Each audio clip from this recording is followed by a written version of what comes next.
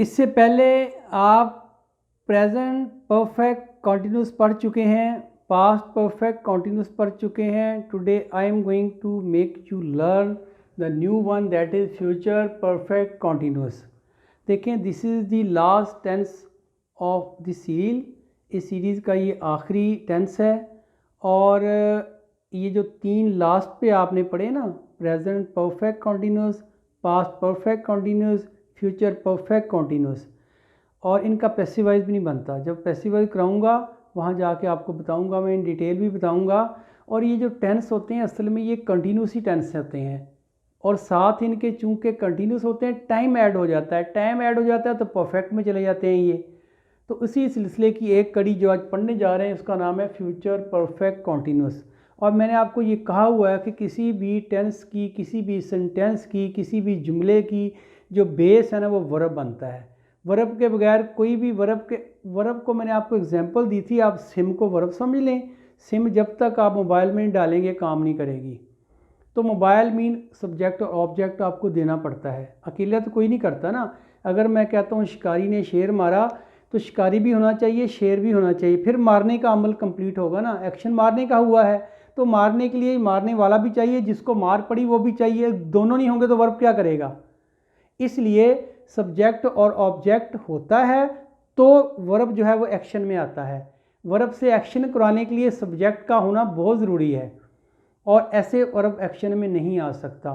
तो आज जो हम पढ़ने जा रहे हैं वो फ्यूचर है। जब आपके ज़हन में फ्यूचर आया फ़ौरन समझें गा गेगी आएगा, गा गेगी आएगा। जब गा गेगी आएगा विल शैल भी आएगा। तो आंखें बंद करके फ्यूचर जब आपके ज़हन में आया ना तो आप कहते हैं जी विल या शैल तो आएगा ही आएगा, विल या शैल पक्का जो मर्जी हो जाए। और विल शैल मैंने आपको बार बार कहता आ रहा हूँ, ये मॉडल हैं विल शैल, इनको आप याद रखें। तीन वर्ब की फॉर्म में ये याद रखें, बी हैव और डू। बस वर्ब सीखने के लिए 1 2 3 और ये दो, ये विल शैल ये याद रखें। बाकी वर्ब कहीं भी आपको मुश्किल नहीं है। वर्ब तो आपकी वर्ब की फॉर्म में जो आपको याद होंगे वही आप टेंस बनाएंगे ना। वो आप रीड है तो रीड ले लें, ईट है तो ईट ले लें, राइट है तो राइट ले लें, जो वर्ब आपको आता है वो ले लें। लेकिन ये नहीं आप छोड़ सकते। बी की 8 फॉर्म में मैंने कहा था, बी की 8 फॉर्म लिखी मैंने, इनको नहीं आपने बोलना। हैव की 3-4 फॉर्म में है, हर एक की 5-5 फॉर्म में होती है। वैसे एस वाली एस के बगैर, इंग वाली सिंगल फॉर्म और सेकंड और थर्ड फॉर्म। तो इस तरह डू की भी है, do does did done doing. देखिए 1 2 5 बनती हैं ये भी। तो इसी तरह 3 फॉर्म में ये और विल शैल, ये कभी नहीं भूलना। पूरे टेंसेस में यही यूज़ हो रहे हैं, बार बार यूज़ हो रहे हैं, आपने देखा भी है। तो आज जो हम पढ़ने जा रहे हैं वो है फ्यूचर परफेक्ट। तो फ्यूचर आ गया तो आंखें बंद करके विल शैल लगा दें पक्का। अब परफेक्ट आ गया, परफेक्ट आ गया तो हैज़ हैव हैड लगेगा। क्या लगेगा, हैज़ हैव हैड, शाबाश। परफेक्ट आ गया तो क्या लगेगा, हैज़ हैव हैड। मैं आपको लिख देता हूँ, हैव, हैज़ और हैड। यही तो आपने लगाया है परफेक्ट में, पीछे आपने पढ़ा नहीं। प्रेजेंट परफेक्ट कॉन्टिन्यूस में भी हैज़ लगाया आपने, हैव लगाया।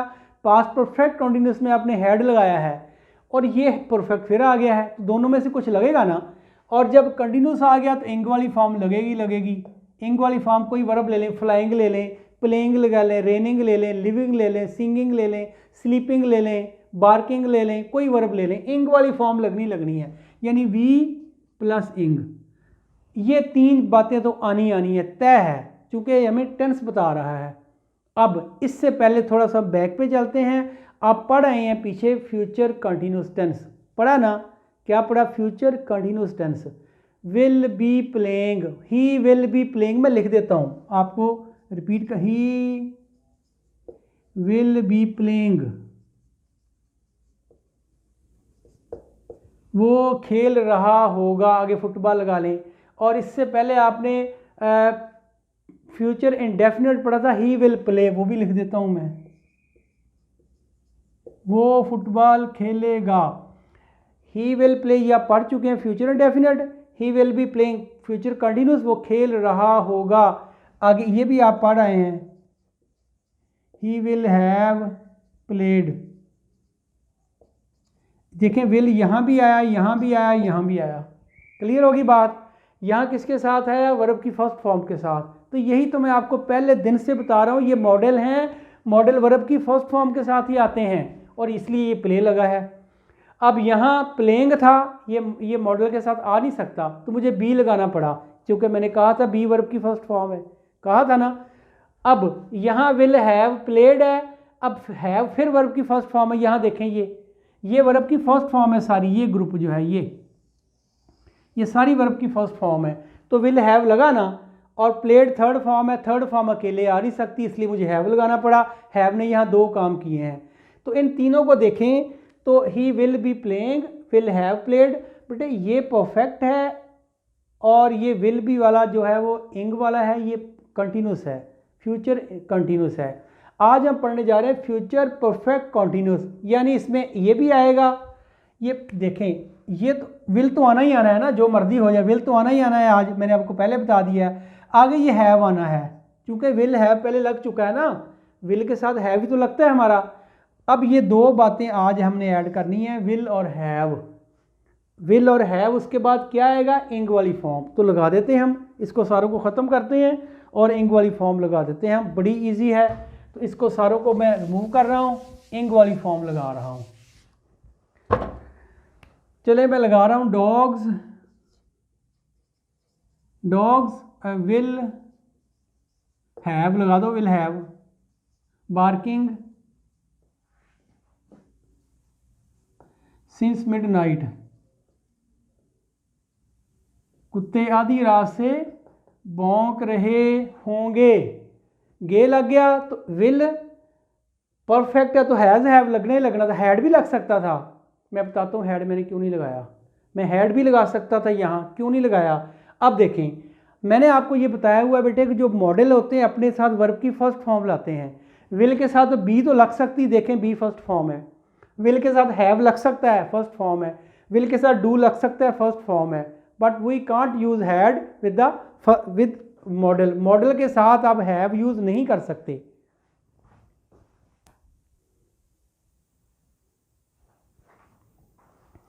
मैंने बताया था कि विल के साथ शैल के साथ फर्स्ट फॉर्म लगाएंगे, चूंकि मॉडल है। तो आपने पीछे लगाया विल के साथ बी, ये लगाया। विल के साथ हैव लग सकता था, विल के साथ बी डू लग सकता है, लेकिन विल के साथ हैड डू वाज नहीं लग सकता। और आगे देखें फिर हैव, आगे बार्किंग इंग वाली फॉर्म है। इंग वाली फॉर्म विल के साथ नहीं लग सकती। इंग वाली फॉर्म कभी भी पहले हेल्पिंग यानी कि इसके साथ नहीं लग सकती, फर्स्ट फॉर्म के साथ कभी इंग वाली फॉर्म नहीं आएगी। बार्किंग यानी कि इसमें जो थी वो हैज़ हैव कभी नहीं आएगी, ये हैज़ बार्किंग हैव बार्किंग नहीं होगा, इसमें सिर्फ यही यूज़ होगी बी वाली, बस एक। इसमें ये भी यूज़ नहीं होगा, ये भी यूज़ नहीं होगा। तो मैं यही तो कर रहा हूँ बी की फॉर्म। फिर देखें बी की 8 फॉर्म में, बी की फॉर्म है एक बिन, ये देखें मैं बिन ऐड कर रहा हूँ यहाँ, हैव बिन। अब मैं फिर इसको एक्सप्लेन कर दूं मैंने बिन क्यों यूज़ किया, दो वजह से। बार्किंग इंग वाली फॉर्म है, इंग वाली फॉर्म के साथ बी की फॉर्म लग सकती है, और बी की फॉर्म ही तो है ये। और विल के साथ फर्स्ट फॉर्म लग सकती है, सेकंड थर्ड या इंग वाली नहीं लग सकती। तो ये है फर्स्ट फॉर्म ही तो है, देखें ये। तो बेटे मैंने कहा था ये ऐसा टेंस है जिसमें 4 वर्ब आते हैं।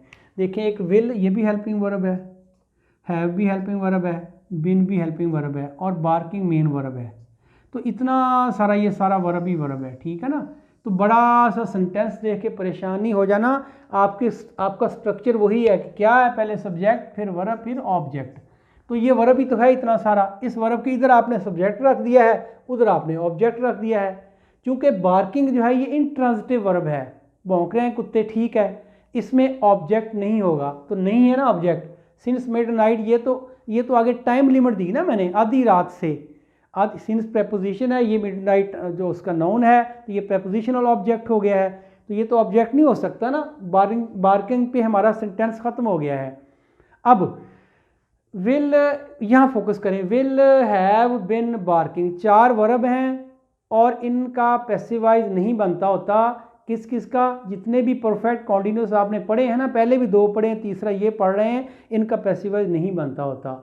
और अब इसका नेगेटिव अगर बनाना हो तो कैसे बनेगी। कोई आपसे कहता है इसका नेगेटिव बनाएं कि कुत्ते आधी रात से नहीं भौंक रहे हैं, तो पहला जो हेल्पिंग वर्ब है उसको पकड़ लें, सारों को छोड़ दें आप। पहले के बाद नॉट, पहला कौन सा है, विल, ये वाला, शाबाश। यहाँ नॉट लगा दें आप और आगे लगा दें हैव बिन बार्किंग, आगे लगा दें सिंस मॉर्निंग, सिंस मिडनाइट, कुत्ते आधी रात से भौंक, शुरू में लगा दें आप, डॉग्स इधर लगा दें आप, सॉरी, डॉग्स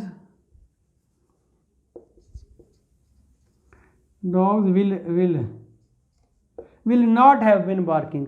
तो नॉट कहाँ लगाया मैंने, पहले हेल्पिंग वर्ब के बाद, 4 हेल्पिंग वर्ब में, will be, have be, been be, आपने पहला पकड़ लें जो भी आता है। इधर भी देख लें, is I, are I, am I, have I, has I, do I, does I या विल शैल आई, यही है ना, यही कह रहा हूँ मैं आपसे। तो आप इसके बाद आपने नॉट लगा देना है। अब अगर आपने बनाना है, इसको क्वेश्चन बनाना है, इंटेरोगेटिव बनाना है, तो विल को उठा के इधर ले, मैं लगा रहा हूँ, will dogs have been barking since morning, since midnight, sign of interrogation. अब इसका आपने बनाना है क्वेश्चन भी और नेगेटिव भी। तो हम इसको will dogs not have been barking since midnight, sign of interrogation. देखें बेटे, टेंसेस में कुछ भी नहीं है, कुछ भी नहीं है, बिलीव करें कुछ भी नहीं है। अब आप देखें, इसको एक को मैंने आपको चारों बना के दिखा दिए, नॉट लगाना है ना।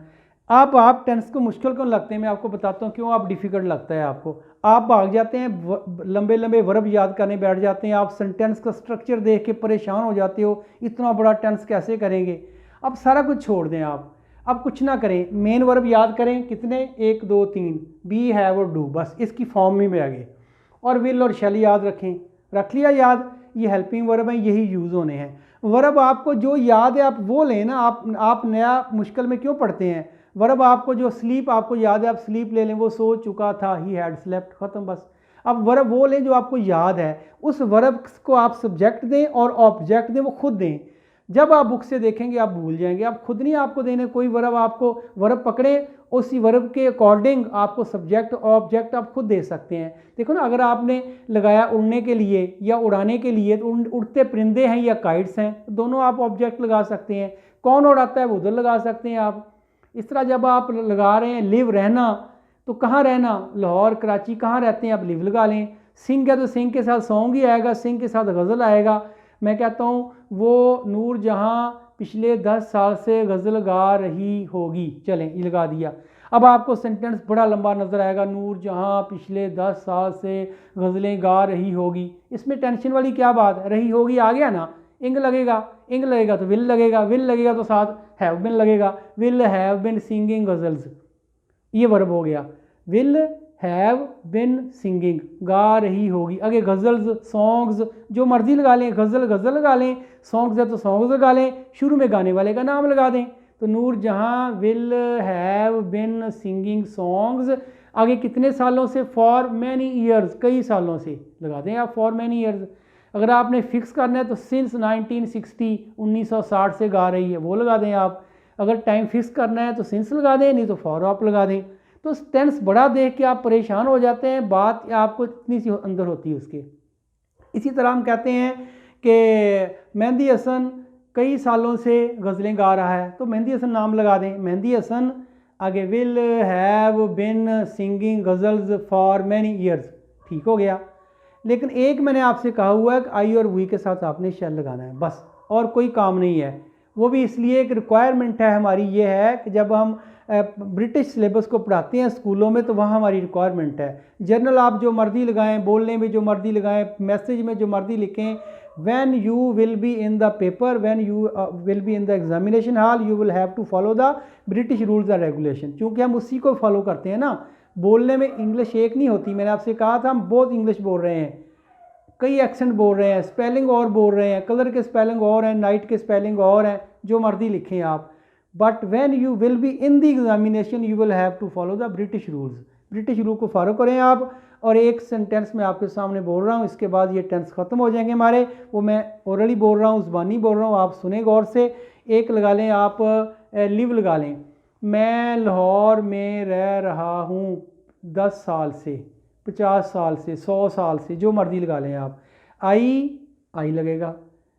शेल आई के साथ मैंने कहा था ना शेल आएगा। आई शेल हैव, क्योंकि शेल मॉडल है, मॉडल के साथ वर्ब की फर्स्ट फॉर्म लगेगी। I shall have been living in Lahore. कब रह रहा हूँ? फॉर मैनी ईयर्स, कई सालों से। फॉर लग गया ना।